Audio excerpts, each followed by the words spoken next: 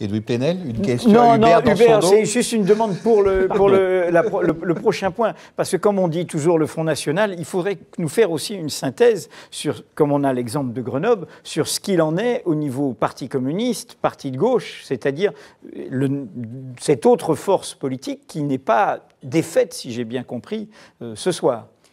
Alors il faudra disposer des résultats. Les résultats de Grenoble, on les a. Et donc il est très clair que c'est une force Europe Écologie plus une force du parti de gauche plutôt, puisqu'une partie du Parti communiste était associée au candidat socialiste. Donc là, c'est très clair. On peut faire ce commentaire. Sinon, il faudra analyser quand les résultats tomberont. Ce sera les résultats notamment de la région parisienne. Les maires parti de gauche, parce qu'ils existent aussi. Je disais ça pour nos lecteurs. Est-ce qu'on a les résultats de Montreuil, Hubert? Pas encore? Je n'ai pas encore les résultats de Montreuil. Donc ça, je les guette, hein, et j'espère pouvoir faire cette analyse qui va demander probablement d'être extrêmement affinée. Mais il y a un certain nombre de villes, notamment dans la région parisienne, mais pas seulement, qui pourraient permettre là de faire ressortir ce phénomène, si ce phénomène doit ressortir. Dès que je suis au clair avec cela, je vous promets d'analyser ces résultats. Mais j'espère que je pourrai l'être avant la fin de notre soirée. Je disais ça parce que nos lecteurs, comme beaucoup de citoyens, sont parfois très exaspérés sur cette façon de ramener tout à la montée du Front National et de ne pas donner, y compris la complexité sur d'autres forces politiques. Mais ça existe. Tu nous diras tout à l'heure. Ça existe forcément, mais de façon assez fine. Le premier tour l'avait indiqué dans une certaine mesure, mais dans une certaine mesure seulement. Donc, attendons ces résultats. Il semble quand même qu'au vu de ce qui s'est passé à Grenoble, il se soit passé quelque chose qui aille dans le sens de ce que vous dites.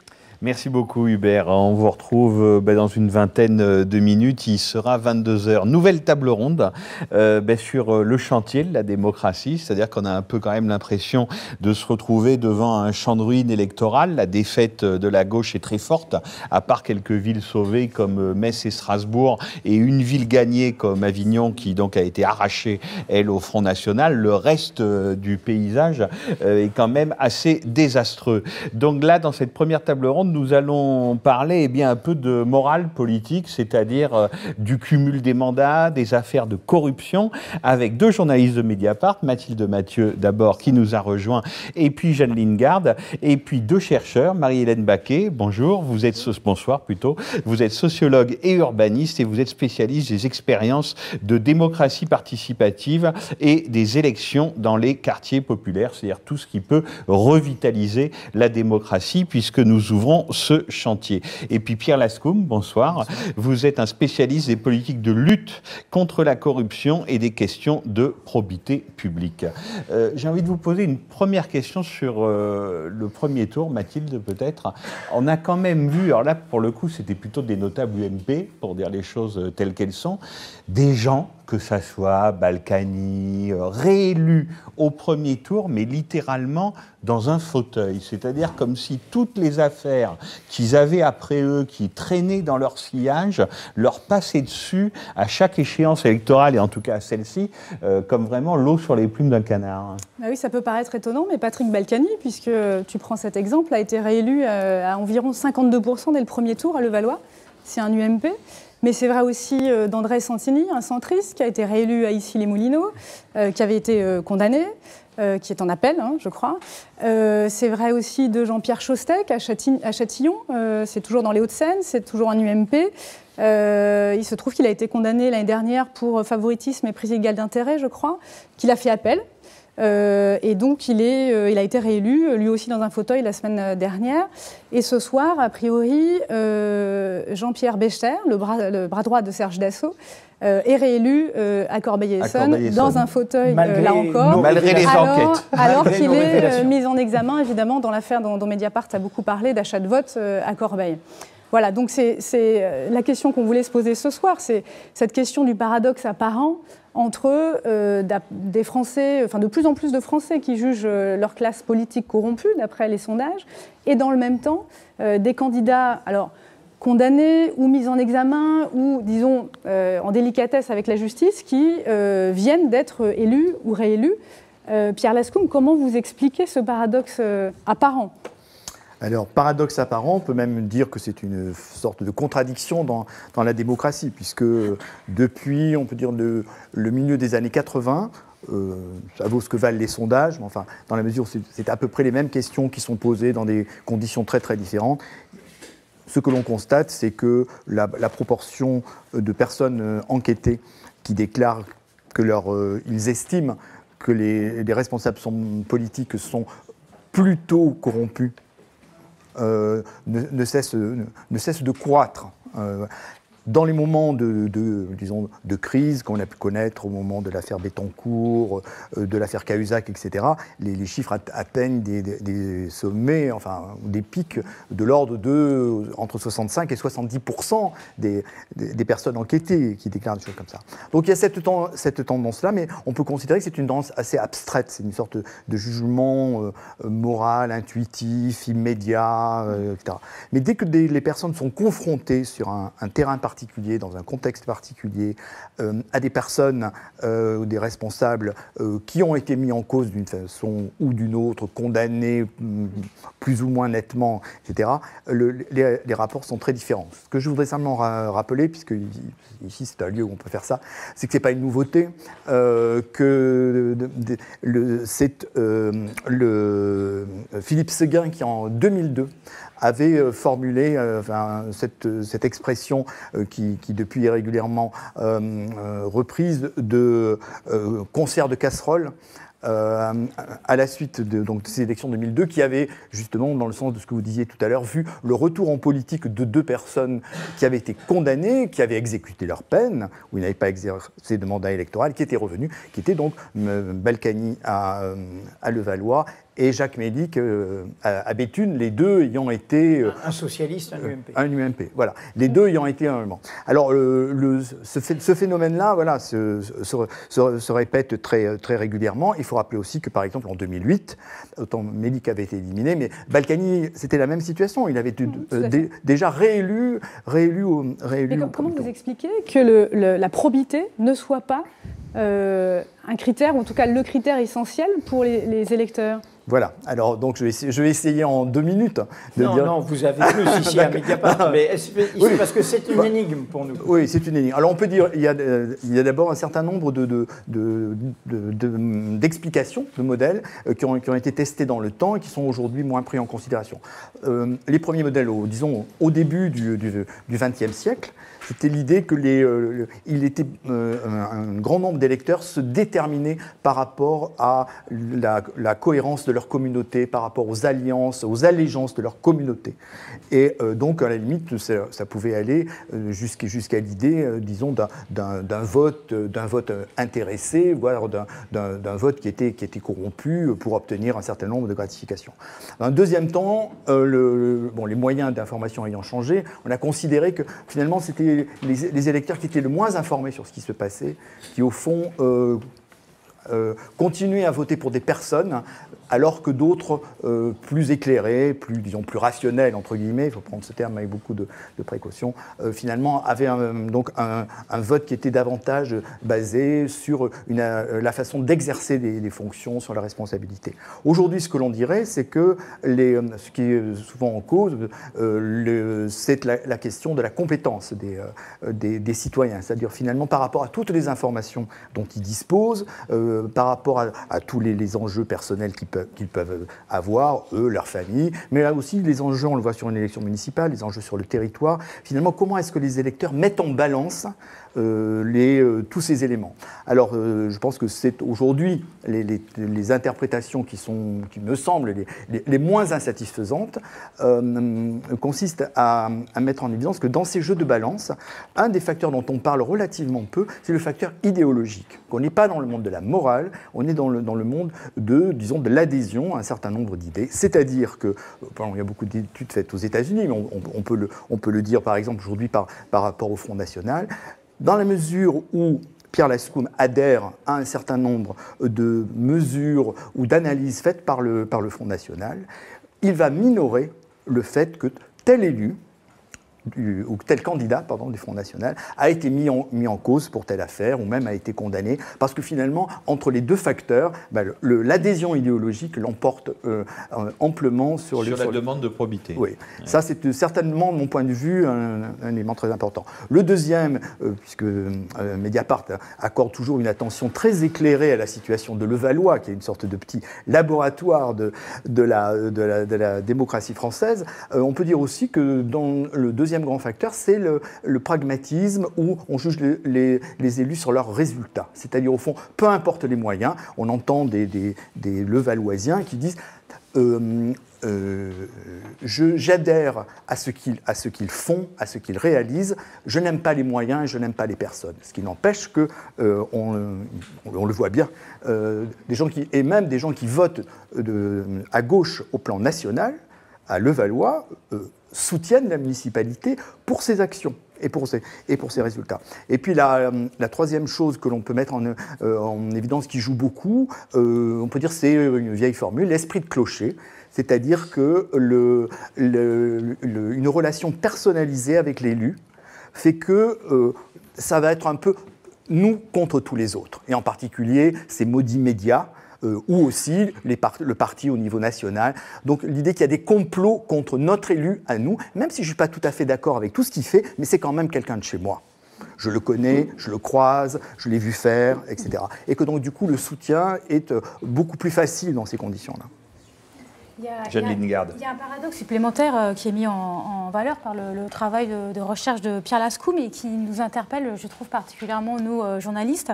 C'est le fait que les travaux de Pierre montrent qu'il y a un élément supplémentaire dans l'explication finalement de pourquoi est-ce qu'un électorat réélit et peut réélire année après année un dirigeant qui a été soit condamné comme corrompu, soit considéré comme corrompu, puisqu'on va voir les traitements judiciaires en fait ne sont pas toujours au niveau finalement de ce qui pourrait être. Mais l'élément supplémentaire, c'est au bout d'un moment la création d'une représentation, la représentation que la classe politique est plus propice peut-être que d'autres à être corrompue, à être déviante par rapport à la probité publique, et donc le fait qu'au fond ça fait partie du métier politique.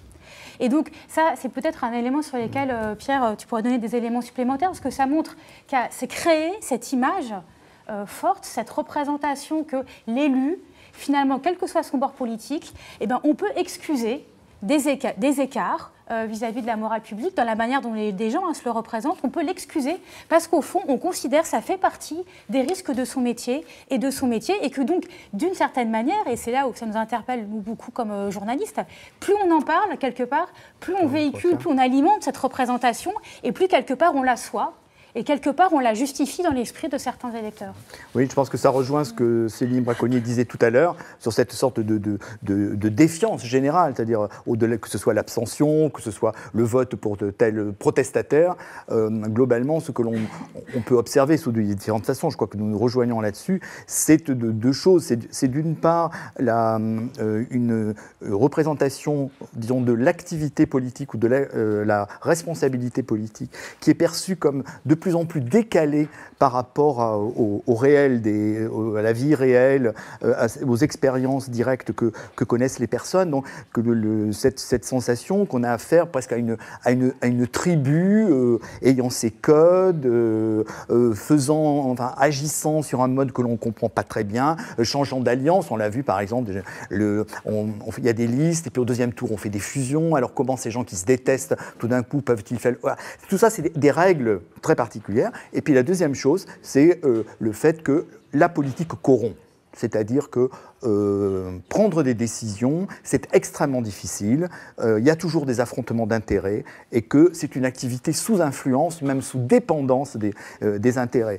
Et que donc, ça veut dire que pour beaucoup de gens, c'est un monde dans lequel ils ne veulent pas entrer. C'est-à-dire l'idée, si on y met le petit doigt, on se fait hacher menu, et il suffit de voir le destin politique aujourd'hui. On a vu par exemple, un certain nombre de critiques sont faites, même aux Verts, qui peuvent être considérés comme les plus probes dans le monde politique. Malgré tout, voilà, il y a un certain nombre de situations dans lesquelles eux-mêmes sont mis en question là-dessus.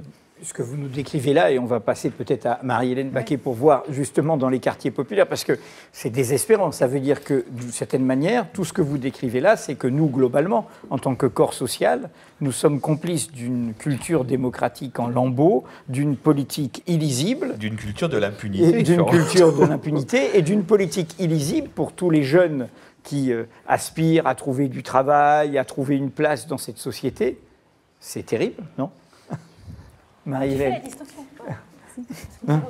Allez-y, pardon. Non, mais ce qui me semble, dans son travail, il y a une distinction, justement, et c'est une question qu'on voulait lui poser avec Mathilde, sur aussi les différentes formes de traitement. C'est-à-dire, on peut aussi considérer que peut-être que cette perception et cette représentation est d'autant plus forte que les réponses à ces questions, qu'elles soient judiciaires ou institutionnelles, ne sont pas à la hauteur de ce qu'elles pourraient être. Est-ce que tu ne crois pas qu'il y a aussi un élément c'est l'œuf et la poule. C'est la question de l'œuf et la poule. De réforme d'un système, l'incapacité d'un système à se réformer, qui alimente aussi considérablement, n'est-ce pas, ce type de représentation ? Oui, mais on peut dire dans le sens de ce que vous disiez, on peut dire plus fondamentalement, la perception ou l'analyse que je fais au bout d'années d'observation, c'est effectivement cette idée que la façon dont on présente la politique à tous les niveaux est une représentation qui finalement renforce cette distance. Et je pense que les partis sont les premiers évidemment à alimenter cela. On voit bien tous les jeunes qui font des tentatives d'adhésion dans les partis politiques, ils voient bien comment ils se font maltraiter. Enfin, c'est le premier qu'on a. Les relations, on peut dire, douteuses entre des associations et des municipalités, etc. Tout ça entretient. Bon, ça, moi, je ne suis pas du tout un défaitiste absolu. C'est plutôt la question est de savoir comment est-ce qu'on peut assumer des fonctions politiques positives qui échappent à ces modèles-là. Marie-Hélène Baquet, justement, sur ce point, parce que quand on entend Pierre Dascaume, on se dit, mais c'est un repoussoir absolu. Comment faire croire que vie démocratique il y a, qu'elle est vivante, qu'elle est riche, qu'entrer en politique, ça signifie quelque chose. Quand on entend ça, oui, évidemment, quand on prend un exemple cardinal, je vais quand même choisir celui-là à cause des enquêtes de Mediapart, le système d'assaut à Corbeil-Essonnes, où littéralement, rien ne bouge d'un point de vue, en tout cas, électoral. Alors bon, le système d'assaut, c'est assez particulier. Tous les maires les élus ne sont pas milliardaires. Voilà, je reviendrai peut-être là-dessus. Mais c'est vrai que la politique est un marché et finalement est considérée par beaucoup de jeunes et dans les quartiers populaires comme étant un marché. Il n'y a pas tellement de raison qu'elle soit considérée autrement que de la façon finalement dont elle est représentée dans la presse, dans les médias. Et quand on regarde par exemple les expériences de listes là, pour les élections de listes citoyennes, on voit beaucoup de listes qui ont passé des alliances au dernier moment. Les listes citoyennes, c'est les listes nées d'associations. Des listes nées d'associations, voilà.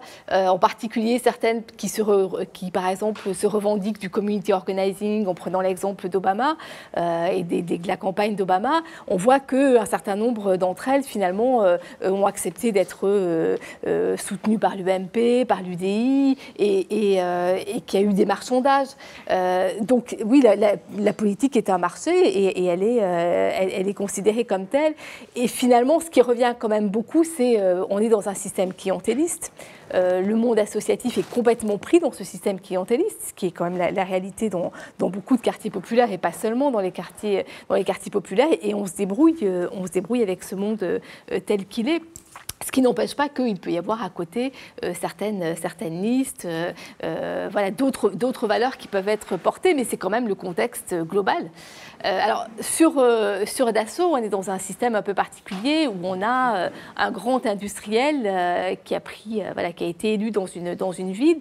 Et quand on discute avec des habitants de Corbeil, finalement, ils trouvent que le bilan n'est pas si mauvais, que Dassault apporte sa richesse à la ville, que s'il est corrompu, c'est pas pour retirer des fruits personnels de cette corruption, c'est pour être élu, mais en même temps, c'est pour continuer à gérer sa ville.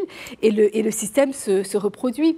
Et on pourrait même dire que Dassault est un peu prisonnier du système qu'il a créé, en créant des concurrences entre des jeunes de quartier avec des jeunes d'autres quartiers. Il est aujourd'hui finalement un peu sous leur influence et sous leur dépendance. Mais vous diriez que quel est l'impact de cette corruption électorale, allez, on va dire présumée, de ces politiques d'achat de voix dans les quartiers? Quel est l'impact? Est-ce que c'est plutôt pacificateur ou au contraire ça alimente des tensions?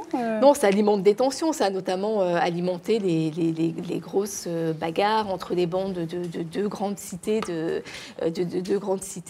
Corbeil, qui sont les Tarteries d'un côté et Mon Conseil de l'autre, parce qu'il a financé certains groupes de jeunes, il a financé une mosquée. Et donc, du coup, les gens des autres quartiers sont venus aussi demander à être financés. Donc, c'est un système qui est connu de tous. Il dit lui-même qu'il se considère comme étant le grand-père de tous ces jeunes. Et c'est un système qui va au-delà, quand même, des jeunes des quartiers. Par exemple, il peut financer directement, avec son porte-monnaie, une sortie scolaire dans une école. Et donc, il tient une ville de cette façon-là. Et finalement, un certain nombre d'habitants trouvent qu'ils profitent eux-mêmes de ce système. Revenons justement au quartier populaire que vous connaissez bien, au-delà du cadre de la question de la vertu, mais derrière, c'est la question de la confiance dans la démocratie. Est-ce que c'est vraiment le régime de n'importe qui où chacun peut y participer? Vous avez d'ailleurs travaillé et donné un rapport même avec une association emblématique, Assez le Feu, dirigée par M. Meshmash, qui est né des émeutes, des révoltes provoquées par ces contrôles de police abusifs et le décès de 2 jeunes à Clichy-sous-Bois, c'était fin 2005. Au soir de ces 2 tours de municipales, comment vous analysez, comment vous commentez cela du point de vue de cette zone grise qui est la moins présente dans notre monde médiatique, celle de cette jeunesse des quartiers populaires, de nos classes populaires, et qu'ils sont en grande part relégués, y compris dans leur visibilité médiatique? Bien. On voit d'abord qu'il y a une abstention forte parmi cette jeunesse, mais qu'en même temps, on a quand même beaucoup de listes citoyennes qui se sont créées lors de ces élections. Dans beaucoup de départements ou essentiellement en Île-de-France? Dans beaucoup de départements. Je pense à Toulouse, par exemple, une liste dont on n'a pas beaucoup parlé, qui était en même temps soutenue par le NPA, qui a obtenu 15... Liée à Zebda et à toute l'histoire. Soutenue par Tactique Collective, qui a obtenu 15-16% dans certains bureaux de vote à la Rennerie, et qui a fait un vrai travail et qui est porteuse de tout un discours politique sur faire de la politique autrement. Donc il n'y a pas que la région parisienne, et en région parisienne il y a une série de listes, alors certaines qui ont décidé d'être totalement indépendantes, d'autres qui se sont alliées. Il y a eu un cas à Bagnolet, dont nous avons parlé dans le club de Mediapart, c'est ça? Il y a un cas, il y a une liste à Fresnes, Sevran, à Aubervilliers, les cas ont été multiples. Et quelle est l'attitude des formations politiques par rapport à ces listes citoyennes? Eh bien, ça dépend. On peut dire qu'il y a souvent beaucoup de mépris. Si je prends par exemple le cas de Toulouse, et finalement beaucoup de difficultés à discuter, mais il y a aussi quand même un certain nombre de ces listes qui ont été récupérées par la droite. Je pense à Sevran par exemple, je pense à Bobigny, où une partie de la liste UMP est constituée de jeunes qui avaient monté une structure, une association indépendante à Bobigny. Et voilà, donc qu'est-ce qu'ils ont obtenu pour aller sur la liste UMP pour le second tour?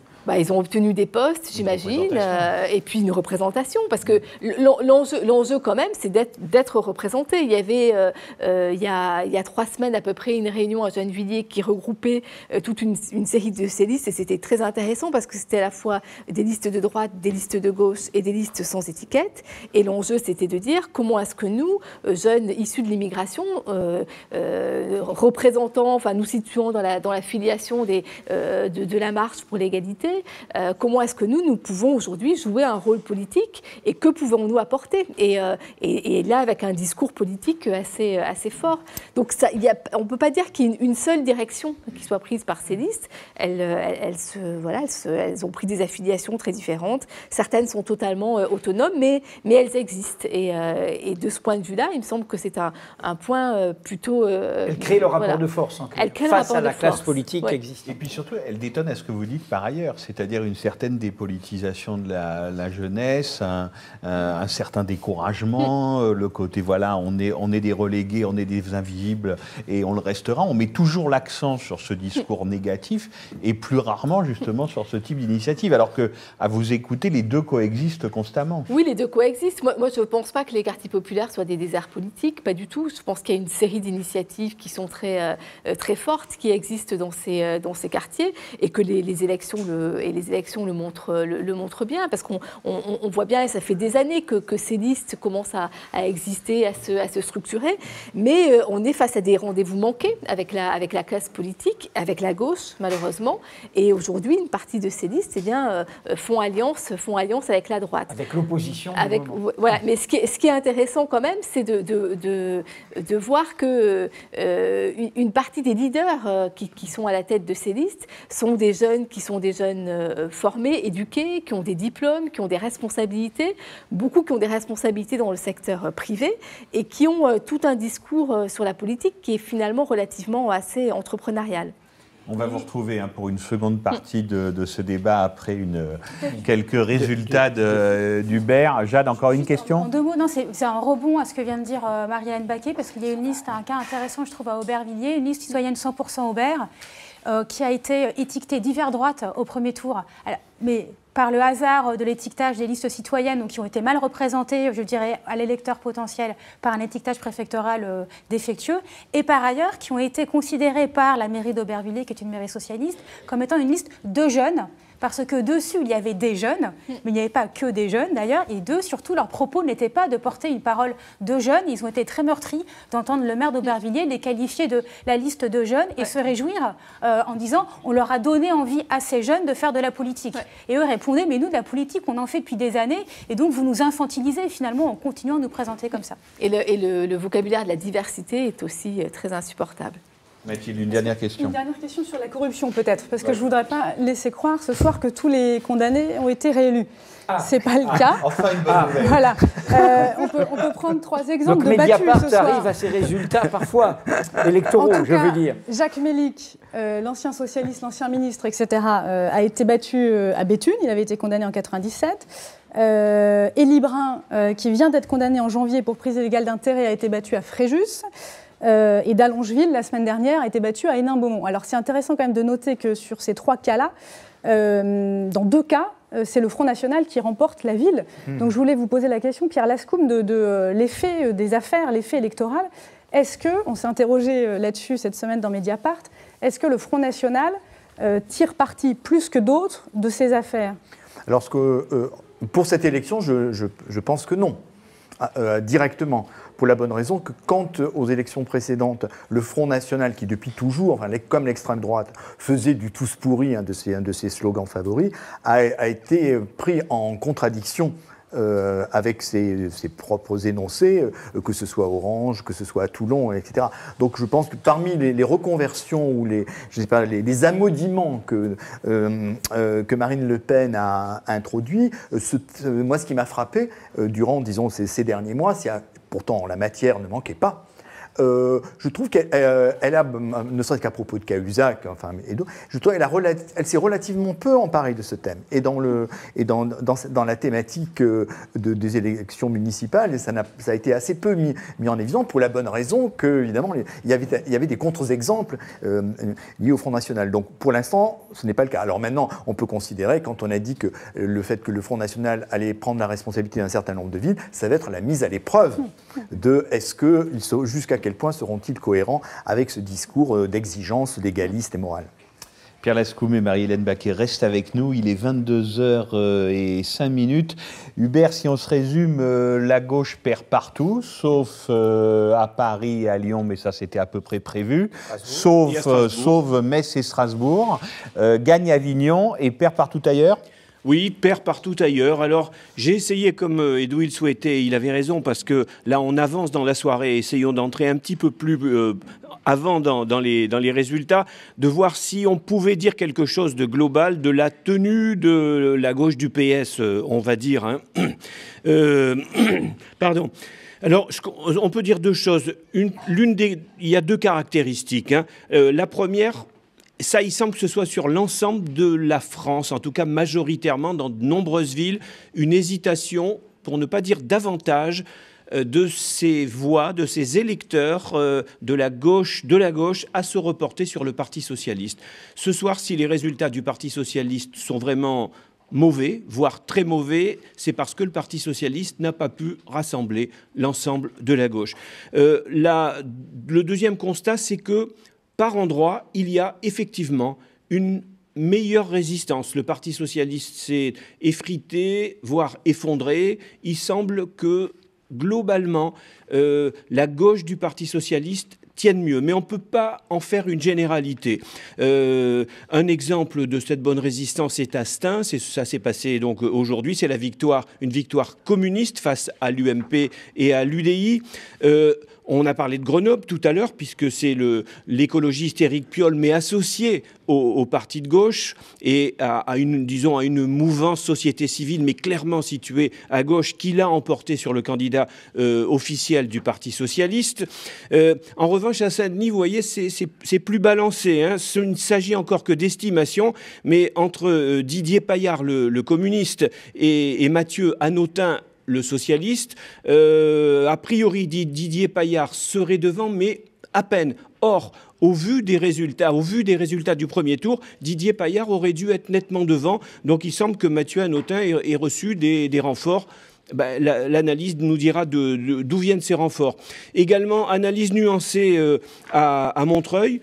À Montreuil, il y a une quadrangulaire qu'on attendait, avec une véritable bataille à gauche. Jean-Pierre Brard, ancien du Parti communiste, mais aujourd'hui divers gauche, était opposé au front de gauche Patrick Bessac, renforcé par le Parti socialiste, Razi Hamadi, et par l'écologiste qui avait appelé à voter pour lui. Donc sur le papier, Bessac avait beaucoup d'avance, mais aux dernières nouvelles, donc, on serait sur un score extrêmement serré. Donc là, il n'y aurait pas d'avantage très net à la gauche de la gauche. Hein.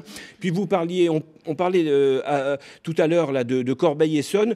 À Corbeil-Essonnes, on a une véritable inversion, hein, puisque le communiste Bruno Piriou, théoriquement, si on totalisait l'ensemble des réserves de gauche, pouvait atteindre un score de 55, or il a 45, et c'est finalement Jean-Pierre Bechter qui l'emporte très nettement avec 55% des voix. Voilà donc sur une analyse qui doit être nuancée, d'où ressortent des bonnes résistances locales. Pour le reste, attendons d'analyser plus avant pour être certain de ne pas dire de sottises à l'heure qu'il est. Bon, je rappelle autrement que le Front National a remporté donc de bons résultats. Une ville de plus remportée, c'est Cogolin dans le Var. Et puis, les principales villes de France, vous les avez dit, les rappelées avant de me passer la parole. Donc, je les rappelle, c'est que Paris reste bel et bien à gauche. La victoire d'Anne Hidalgo est maintenant officielle. Strasbourg reste au Parti socialiste. Lyon reste au Parti socialiste. Toulouse bascule à droite et Marseille, Jean-Claude Gaudin l'emporte très nettement devant Patrick Menucci. Le Front National réussit à Marseille, deuxième ou troisième ville de France, le score de 27%. 24% pour le Front National à Marseille. Il est 24. 22h. Pardon ? 24%, pas 27%. 24%, c'est ça. Il est 22h10, on retrouvera Hubert Huertas à 22h30 pour les tout derniers résultats, mais quand même, on peut dire qu'une figure se dessine et que la catastrophe est quand même assez terrible, Stéphane Aliès, puisque finalement, il n'y a qu'Avignon qui est une ville gagnée, Metz et Strasbourg sont sauvés, Lyon et Paris sont sauvés comme prévu, et sinon, la catastrophe pour le Parti socialiste est totale. Hein. Oui, là, je crois qu'on hésitait à savoir si on avait un remake de 1983. On est plutôt dans un schéma de 1977 à l'envers, c'est-à-dire vraiment une vraie déconfiture pour la gauche, pour le Parti socialiste. Pour le Parti socialiste. Oui, Edoui. Pour le Parti socialiste. Edoui, il tient beaucoup. Je suis attentif à ce que nous disent nos lecteurs. Et nos lecteurs nous disent, attendez, la gauche, elle est pluraliste et elle ne se limite pas à un seul parti. Oui, mais le problème, c'est que ça entraîne aussi les autres partis. Ils sont nombreux à dire, quand on les interroge, notre problème, c'est que pour les électeurs, le PS, c'est la gauche. Et nous, on est aussi avec la gauche. La partie et le tout. C'est aussi vieux que Pascal. Alors, la réinvention nécessaire maintenant, avec Marie-Hélène Marie-Hélène Baquet. Ouais. Non, mais il n'a pas terminé. Non.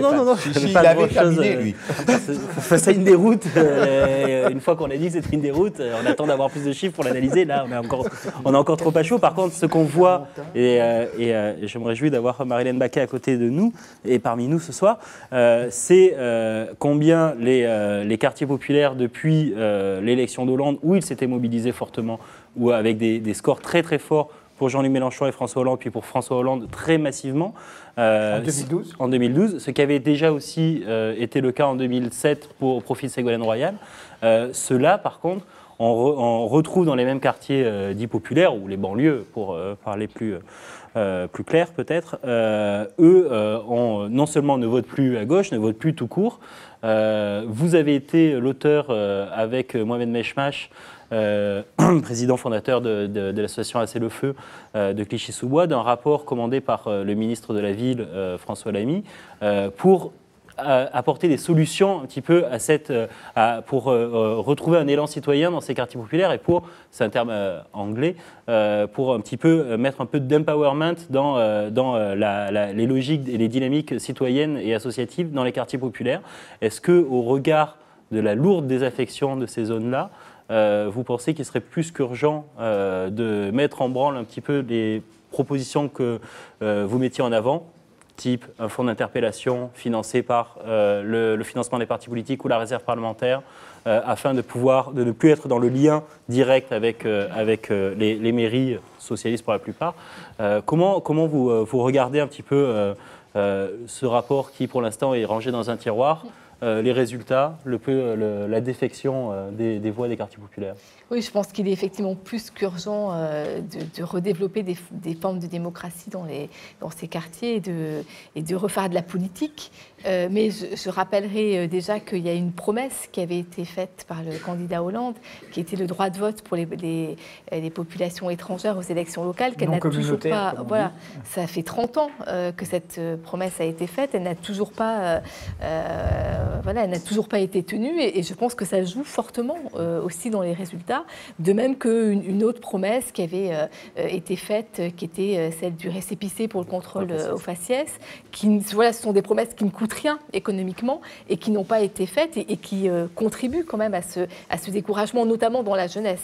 Parce qu'après, les deux renoncements par rapport à la mobilisation, l'empowerment, c'est la dynamisation, la mobilisation, y compris par rapport à leurs parents, même s'ils sont français, ils auraient dit tiens, ils veulent qu'on vote. Voilà, tout à fait. Alors, hormis le contexte économique, qui a été bien souligné tout à l'heure, mais du point de vue démocratique, ces deux réponses n'ont pas été faites. Est-ce que c'est une vraie réalité? Parce qu'il n'y a pas si longtemps, on a interrogé Manuel Valls, qui était ici, et on lui avait parlé de ce renoncement. Il nous a dit oui, mais c'est pas ça l'essentiel, c'est un symbole, c'est pas si important. Est-ce que concrètement, parce que vous avez rencontré beaucoup de monde pour rédiger ce rapport, vous avez auditionné énormément de représentants associatifs, est-ce que Manuel Valls se trompe quand il dit que ce n'est qu'un symbole pour quelques-uns, mais qu'au final, maintenant, après tout le monde vote, ça ne concerne que les parents, et puis après tout, c'est pas si... Il se trompe largement. C'est un symbole pour tout le monde, je veux dire, pour les parents comme pour les enfants, et c'est surtout le sentiment d'être méprisé, d'avoir été encore une fois trompé. Et ce que montrent bien ces élections, c'est que c'est la confiance qui est cassée. Et on parlait tout à l'heure du rapport à la politique, mais quand il n'y a plus de confiance et quand il y a des promesses qui sont faites par des partis politiques et qu'elles ne sont pas tenues, eh bien cette confiance éclate. Et c'est bien ça aujourd'hui qu'il faut reconstruire. Mais pour ça, effectivement, il faut pouvoir avoir confiance. Et ces deux mesures étaient fondamentales. Le droit de vote, parce que ce sont des gens qui participent à la vie politique, qui paient des impôts, qui participent à la vie de leur quartier, qu'il n'y ait pas de raison qu'ils ne puissent pas aussi élire leurs représentants. Et on ne peut pas encore une fois leur demander de participer plus si en même temps ils n'ont pas le droit politique minimum qui est celui du vote. Et puis la question de la police, elle est fondamentale parce que c'est une tension dans les quartiers populaires et qui pose toute la question, au-delà de la police, des services publics et du rapport que les citoyens, de ces habitants ont au service public. Donc oui, cette question de la démocratie, du renversement des politiques dans les quartiers populaires, mais au-delà, elle est fondamentale parce que c'est la preuve que la politique, ça sert à quelque chose. qu'il reste à faire et donc il faut associer les citoyens aux politiques publiques qui sont élaborées, mises en œuvre dans leur quartier. Est-ce que le ministre, excuse-moi, juste, qu'est-ce que le ministre Lamy a dit de votre rapport, a fait de votre rapport? C'était à l'automne dernier. Oui. Il nous a dit que notre rapport était révolutionnaire. C'était un compliment ou une crainte? Eh ben, je ne sais pas. Je ne sais pas, parce qu'en même temps, il nous a dit qu'il était réformiste. Donc, effectivement, et on nous a parfois reproché d'avoir fait un rapport trop radical. Mais il nous semble que le succès de notre rapport, parce que c'est un rapport qui n'a pas été enterré, celui-là, qui est largement repris par des associations. Nous avons réuni au mois de février 100 associations qui se sont constituées en coordination pour soutenir ce rapport. Le succès de ce rapport tient précisément à sa radicalité et montre que ce dont on a besoin aujourd'hui dans les quartiers populaires et au-delà, c'est bien d'un projet radical et d'un projet qui remette en cause le fonctionnement démocratique qu'on a aujourd'hui. Sachant qu'être radical, selon l'étymologie, c'est prendre les problèmes à la racine. Voilà. Jade. Parce que Marianne Baquet parlait à l'instant de démocratie participative et donc de l'enjeu de ces nouvelles modalités de participation citoyenne. Et c'est vrai que dans ces campagnes municipales, on entend les maires et les candidats un peu se gargariser de concertation, de forums citoyens et toutes ces formes censément plus participative de démocratie. Mais est-ce que, quand on voit le taux d'abstention dans ces banlieues, quartiers populaires, est-ce qu'on n'assiste pas précisément un peu à la limite, voire à l'échec de ces politiques, non pas de la démocratie participative dans sa philosophie en elle-même, mais dans la manière dont elle est mise en œuvre par des élus localement et qui est quand même assez souvent presque un peu confiscatoire de la parole citoyenne en réalité. Tout à fait, mais d'ailleurs en France on a voté une loi qui s'appelle démocratie de proximité et pas démocratie participative, ce qui montre déjà la perception qu'on en a, c'est-à-dire une démocratie enfermée dans la proximité, et puis des formes de participation qui sont toujours décidées d'en haut, qui ne viennent jamais des citoyens, et quand les citoyens commencent à s'organiser, finalement on en a très peur, des formes de participation qui n'acceptent pas le conflit en général, et puis surtout qui ne débouchent sur aucun pouvoir, avec aucune règle du jeu. Donc effectivement, voilà, quand les citoyens ont fait 3 conseils de quartier, et par exemple quand on est dans une opération dans un quartier où on a décidé de rénover le quartier, qu'on vous demande juste de voter sur la couleur de la cage d'escalier, à la 4e réunion, vous n'y allez plus tout simplement. Donc effectivement, c'est l'échec de ce type de dispositifs qui ont été banalisés. Je me suis amusée à regarder un peu les différents programmes. C'est vrai que dans tous les programmes, il y a de la participation, mais c'est une participation très technique qui ne vise absolument pas à transformer les institutions, qui ne vise pas à avoir des débats politiques, qui ne vise pas à co-construire la politique publique. Donc on a des budgets participatifs où on va avoir 3%, 4%, 5% comme à Paris du budget d'investissement qui va être mis en débat, mais ça n'a rien à voir avec les budgets participatifs de Porto Alegre, par exemple, où c'est tout le budget de la ville qui est mis en débat et qui a permis de totalement changer les priorités politiques. Ce qui rejoint la question, si je puis me permettre, sur les institutions que je posais tout à l'heure à Pierre Lascoum, sur le fait que, sur cette question du rapport des électeurs potentiels à leurs élites, le fait que finalement cette représentation comme étant décorrompue par métier, quasiment, elle était aussi le résultat d'un défaut de réaction institutionnelle, c'est-à-dire de réponse plutôt institutionnelle à des problèmes constatés. Il y a une sorte de similarité quelque part dans la problématique d'un système qui n'arrive pas à se réformer. Démocratique. Oui. Oui. Comment est-ce que tu analyses ce que l'on peut constater, là, c'est sur des décennies, mais enfin, ne regardant que la période présente qui ne en rien infirme ce qui s'est passé, c'est quand même dans ces domaines-là de faire respecter des principes démocratiques fondamentaux, accentuer la responsabilité des élus, etc. On est vraiment dans un domaine où c'est le règne on peut dire des règles molles ou des principes désincarnés. C'est-à-dire il y a énormément de discours, il y a très peu de normes précises, et le niveau de la mise en œuvre de ces normes-là est extrêmement... Et ne parlons pas de sanctions. Hein. Bon. Donc, que ce soit, par exemple, alors des choses ont changé, on le voit bien ces dernières années, sur les questions de cumul des mandats, mais on a vu toutes les contradictions, on a vu, ça a été rappelé dans la première table ronde, à quel point, finalement, ce sont finalement des élus nationaux qui étaient le plus présents dans leur circonscription, qui ont eu des meilleurs résultats. Donc, voilà. Éric Besson, 82% au premier tour. Bon, voilà. Donc, on voit bien, par exemple, des solutions ou disons des façons de faire qui seraient, par exemple, sur la question du nombre de mandats qu'un élu serait susceptible d'accomplir. Beaucoup de personnes ont proposé cette idée que c'est vrai qu'il faut du temps pour réaliser des choses en matière de politique publique, mais que limiter, par exemple, les mandats à 2 est une façon d'assurer un renouvellement, de limiter des choses, etc. Dans la durée ou dans la durée, dans la durée, pardon, hein, pas le cumul, dans la durée. Pas dans la plus durée. de 2 mandats successifs. Successifs, voilà.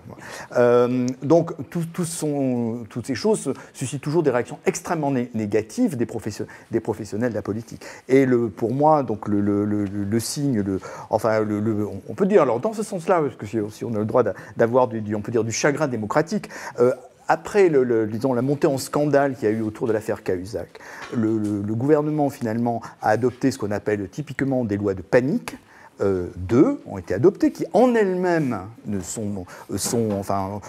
apportent des choses mais qui en même temps ne traitent absolument pas sur ces questions de probité publique le problème sur le fond, c'est-à-dire en France on ne va pas faire la liste maintenant, mais il y a 5 commissions, disons en gros, qui ont des pouvoirs pour contrôler. Ce sont des commissions qui ont des pouvoirs normatifs, qui n'ont pas le pouvoir de sanction, des commissions qui ne travaillent pas entre elles, qui ne coopèrent pas.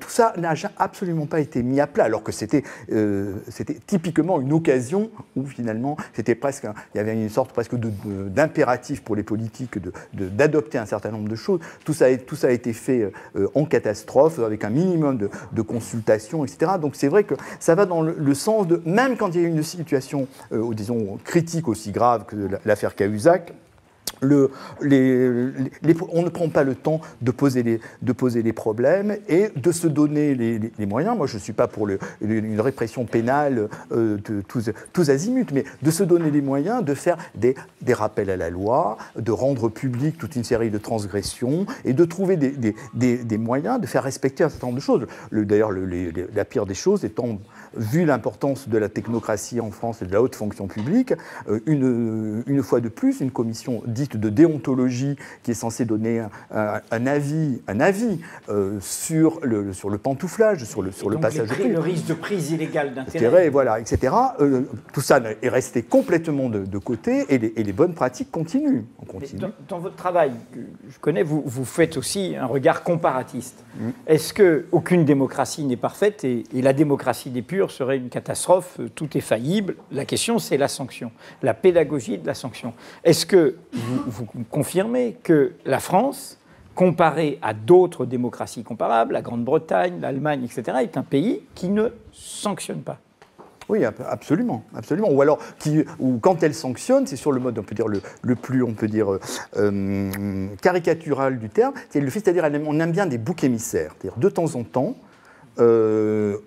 quelqu'un, pour des raisons générales de règlement de compte politique, etc., va subir une sanction. Mais c'est souvent, le plus souvent, une façon de préserver l'immense majorité des autres, qui restent dans une sorte de zone grise par exemple, quand on apprend disons, des témoignages qui viennent du Conseil constitutionnel, qu'il n'était pas possible de contester les comptes de campagne. 95. Voilà, de M. Balladur, parce qu'il aurait fallu aussi contester les comptes de campagne du président qui avait été élu et que ça, c'était pas possible. C'est l'argument qu'a employé Roland Dumas pour demander aux fonctionnaires de refaire leur copie. Voilà. Donc, si vous voulez, c'est une sorte de situation, on peut dire d'aveu, extrême. Et une autre par rapport aux élections municipales, ce que je voudrais rappeler, ça vient aussi du Conseil constitutionnel, parce que c'est quand même ce qui fait le contrôle après les élections des procédures pour, disons, irrégularité irrégularité dans les procédures électorales. Donc c'est Dominique Schnapper qui, dans son ouvrage Une sociologue au Conseil constitutionnel, raconte que ses pairs avaient les plus grandes difficultés à annuler des élections municipales dans lesquelles des faits irréguliers étaient avérés, en disant « Ah mais non, c'est pas possible qu'on annule, parce que vous comprenez, alors si on annule, la personne va être réélue avec un score, une participation plus élevée et un score encore meilleur. » Donc, voilà, je pense que le fait au moins de ne pas prendre les choses sur il y a des irrégularités, on les sanctionne, et voilà, et on avance, si on le fait systématiquement, sont quand même des pratiques minimales pour établir la confiance. Stéphane Eliès. Oui, pour revenir vers Marie-Hélène Baquet et ce rapport que j'invite tout le monde à consulter, parce qu'il amorce des pistes intéressantes de réponse à la crise démocratique. Et notamment, c'est souvent quelque chose que nos abonnés à Mediapart parlent souvent de ça, la question du tirage au sort. Elle est présente dans votre rapport où, si je ne m'abuse, vous prévoyez une dose très importante d'habitants tirés au sort pour les comités d'attribution de l'ANRU, pour le PNRU. Est-ce que justement, cette question du tirage au sort, qui là intervient dans votre rapport sur les quartiers populaires, ça peut être aussi une piste de réponse à la crise du politique, de la démocratie? Oui, c'est une crise aussi à la crise de la représentation, parce qu'en allant tirer au sort, eh bien, on trouve des citoyens entre guillemets ordinaires et qui viennent de tous les groupes sociaux, de toutes les origines. Et bien sûr, on ne fait pas un tirage au sort n'importe comment. On veille à cette représentation. Ça demande un suivi, c'est-à-dire qu'il faut aller convaincre les gens, il faut les suivre, il faut faire en sorte qu'ils aient tous les moyens pour pouvoir participer. Et donc, ça permet à des gens ordinaires de participer, comme dans un jury d'assises, de participer à des débats politiques, à des décisions. Et ça nous semble effectivement un moyen pour dépasser ce débat qu'on a toujours sur la représentation des associations, qui représentent quelque chose de très important en France, mais qui, en même temps, quelquefois, dans leur fonctionnement, ne sont pas toujours très ouvertes et voilà, ne permettent pas. Sont prises aussi dans le clientélisme. Voilà.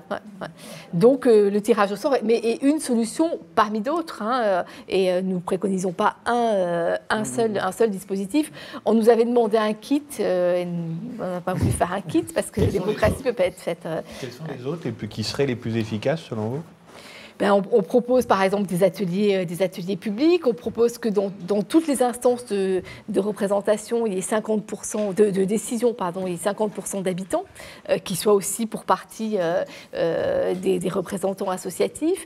Ce qui nous semble très important, c'est de redonner de l'autonomie au monde associatif, parce qu'il est aujourd'hui complètement dans des rapports clientélistes, donc de le sortir de ces rapports clientélistes en lui donnant des moyens d'indépendance, et puis de développer ce qu'on a appelé une démocratie d'interpellation, c'est-à-dire une démocratie qui soit structurée par des citoyens et qui interpelle les pouvoirs politiques, qui puisse lancer des grands débats, qui puisse jouer le rôle de lanceur d'alerte. Et cette démocratie-là, aujourd'hui en France, elle n'a pas les moyens de vivre. Son agenda. Une démocratie qui est son propre agenda, voilà. Et pas seulement l'agenda qui tombe.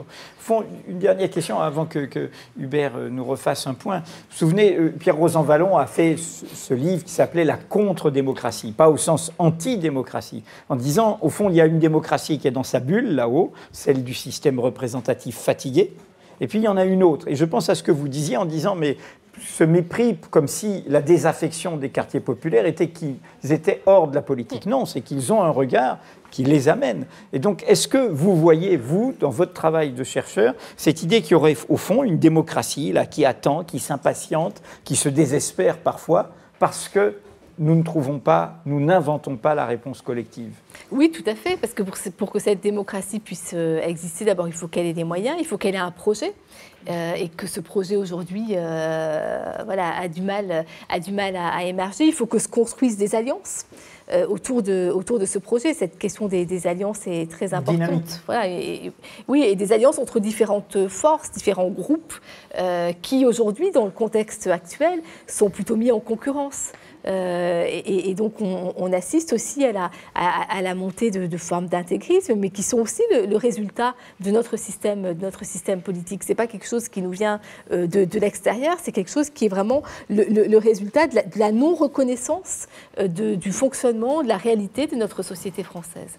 Et moi, ce que je rajouterais, c'est que dans le sens des innovations qui sont pensables, c'est qu'on voit bien beaucoup de gens qui constatent des dysfonctionnements, ne serait-ce que dans la vie de leur quartier, ou bien dans telle pratique de telle administration, l'octroi de tel permis de construire, etc. C'est que les personnes ne savent pas à qui s'adresser. Et je pense que, par exemple, quelque chose qui pourrait être un lieu de collecte, de témoignage, dans lequel il n'y aurait, et qui ne serait pas capté soit par l'administration municipale, soit par les élus, parce que c'est les seuls. Alors, sinon, il y a le confessionnal religieux, bien sûr, mais aujourd'hui, ça a perdu beaucoup de son importance. Mais oui, une sorte de lieu qui serait pluraliste et qui serait un lieu qui inspirerait un minimum de confiance dans la possibilité d'aller rendre compte de dysfonctionnements, de les rendre publics, et aussi, comme on le fait à propos des lanceurs d'alerte, qui finalement, à partir du moment où les gens s'engageraient là, bénéficieraient d'une certaine protection, parce que si les gens ne le font pas, souvent c'est qu'ils craignent de la rétorsion. Donc il y a aussi des garanties qui soient données à ceux qui jouent un rôle de révélateur de dysfonctionnement. Merci beaucoup à tous les quatre. Ça fait presque 3 heures que nous sommes ensemble pour cette soirée électorale très différente des autres. Je pense que la preuve en est faite. Mon cher Edoui, on va rejoindre Hubert Huertas pour un dernier point. Il est 22h32 et moi j'en profite pour vous dire qu'il vous reste donc plus qu'une petite heure et demie pour profiter de l'offre 3 mois, 9 €. Et après Hubert Huertas, attention, vous aurez les infos sur le jour d'après. Les journalistes de la rédaction de Mediapart arrivent. Et comme on me tend un panneau triomphant, vous êtes 55 000 à nous suivre en direct. Hubert. Eh ben merci. Bien, pour continuer à essayer d'être différent des autres et donc à ne pas vous imposer une litanie de résultats, parce que ce soir, il y en a des centaines, on va essayer de ramasser les choses, de résumer. Hein. Et j'ai envie de reprendre la phrase de Stéphane Aliès tout à l'heure. Hein. Pour le PS, ce soir, ce n'est pas la défaite de 1983 qui avait été lourde, 2 ans après l'élection de François Mitterrand, non, c'est plutôt 1977 à l'envers. Il a raison d'avoir dit ça. À l'époque, le socialisme municipal était né et il avait annoncé 1981. Eh bien, cette année, le socialisme municipal et gestionnaire s'est fortement affaibli, voire effondré. En tout cas, il n'a pas résisté à l'impopularité record du couple exécutif Ayrault-Hollande. Un chiffre, pour l'instant, ce n'est pas un chiffre définitif de la soirée, 34 villes de plus de 30 000 habitants ont déjà basculé à droite entre les deux tours. Le PS tient mieux dans les capitales, dans les grandes villes, Paris, Strasbourg, Lille, Rennes, Nantes, Lyon. Cependant, le PS perd Toulouse. C'est une grave défaite ce soir. Pour une défaite de plus pour le Parti socialiste, elle est importante, celle-là. Un résultat emblématique à Lyon, même à Lyon, si j'ose dire. Le socialiste Gérard Collomb y est réputé tout puissant, il est effectivement puissant, il a gagné ce soir, mais la maire sortante du 1er arrondissement, Nathalie Perrin-Gilbert, qui a été exclue du PS, exclue par M. Collomb, et qui se présentait avec le Front de gauche, eh bien, elle a tout simplement battu la liste du maire sortant et elle a remporté son arrondissement. On va sans doute beaucoup en parler, un résultat qui rejoint d'ailleurs un petit peu ce qui se passe à Grenoble, dont on a beaucoup parlé dans la soirée. La gauche dans son ensemble, elle a perdu beaucoup de terrain, mais aussi bien Europe Écologie que le Parti communiste ou que le Parti de gauche, semble-t-il, semblent mieux accrochés à leur terrain. Un exemple qui vient d'arriver à Villeneuve-Saint-Georges, face à une alliance du Front National et de l'UMP, ça a existé au cours de ce deuxième tour. Et bien face à cette alliance droite-extrême droite, la communiste Sylvie Altmann a été élue de justesse, 50,2%, mais elle a été élue. La semaine dernière, en voix, la chute du Parti socialiste n'avait pas profité à l'UMP. Il n'y avait pas eu de vase communicant. Ce soir, l'effet est très marquant. Il y a ce vase communicant, forcément, et donc de très nombreuses villes ont basculé de gauche à droite. Je vous en ai donné la liste. Je vous ai promis de ne pas faire de litanie. Donc celle dont je n'ai pas encore parlé ce soir, il y a Romans, par exemple, il y a La Roche-sur-Yon, il y a Montbéliard, il y a Pessac. Le Front National, pour terminer, le Front National remportera très probablement 9 villes ce soir, en tout cas 9 municipalités, puisque aux 8 que j'ai déjà cités tout à l'heure, il faut rajouter à Marseille un arrondissement, le 7e arrondissement, le 7e secteur, 150 000 habitants. Eh bien, il va être le maire de secteur, sera Stéphane Ravier, Front National. Je rappelle qu'à Marseille, c'est Jean-Claude Gaudin qui a été réélu maire pour la 4e fois. Merci beaucoup Hubert Huertas. Alors Stéphane Aliès et Léanique Bredou, donc les deux journalistes de la rédaction de Mediapart qui suivent la gauche. Une réaction là sur ce résultat, Stéphane, à Marseille sur le 7e secteur? Oui, c'était déjà probant lors des législatives.